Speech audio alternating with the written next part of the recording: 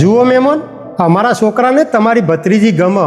હવે સોળી છોકરો એકબીજાને પસંદ કરે તો પછી હગાની વાત નક્કી કરી દઈએ. જુઓ મહેમાન, અમે મોરવાઈને પહેલાંથી જ વાત કરેલી છે કે અમારી ભત્રીજી મા બાપ વગરની છે. અમારી ભત્રીજી બહુ હોશિયાર ને બહુ સંસ્કારી છે. આ તો બહુ સારી વાત કહેવાય મહેમાન. તમે મોરવાઈને પૂછી જુઓ, અમે અમારી ભત્રીજીને બહુ લાડકોટથી ઉછેરીને મોટી કરી છે. તમારા જેવો પરિવાર જોઈને મળી જતો હોય ને તો એ તો અમારી ભત્રીજીનું નસીબ કહેવાય. આવી ચિંતા તો દરેક મા બાપ ન થાય. તમે તમારા ભત્રીજીને બોલાવી દો, નકર અમાર મોડું થશે. બીજી બધી વાતો પછી કરીશું મહેમાન. પહેલા આ ચા પી લો. લે મહેમાન ચા થોડી ચાલો. પીવો કે મહેમાન? બસ, બસ. હવારનું હકું કરવાનું હોય. સાચી વાત છે પણ બસ રાડી.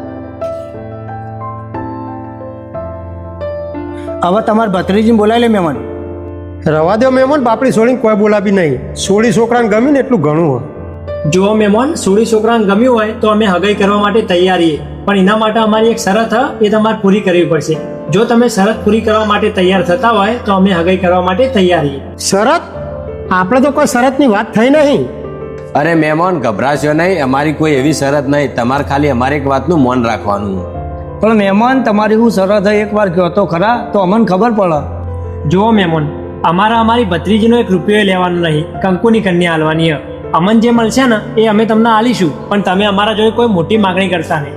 આ કોઈ મોટી વાત નહીં મહેમાન. તમે રૂપિયો લેવા માંગતા નહીં, કંકુની કન્યા આલો, એ તો બહુ સારી વાત કહેવાય. મહેમાન, ખાલી આટલી જ વાત નહીં. જો તમારા ઘરે દીકરી હોય ને તો તમે એના લગ્ન વખતે એક રૂપિયો લેતા નહીં, એને કંકુની કન્યા જ આલજો. મહેમાન, તમારા પરિવારના વિચારો તો બહુ સારા. અમારા પરિવારમાં દીકરીના પૈસા નહીં લેતા. અમે કંકુની કન્યા જ આલીએ. પણ અમારી એક શરત જે તમારે માનવી પડશે. શરત? તમારી શું શરત છે મહેમાન?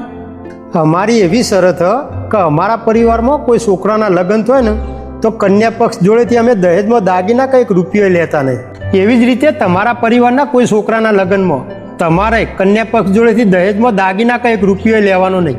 અરે મહેમાન, અમારા પરિવારમાં અમારા બાપ દાદા વખતથી જ અમે આ સુધી કોઈ દીકરીના પૈસા લીધા જ નહીં. અમે બધી જ દીકરીઓને કંકુની કન્યા જ આપી છે.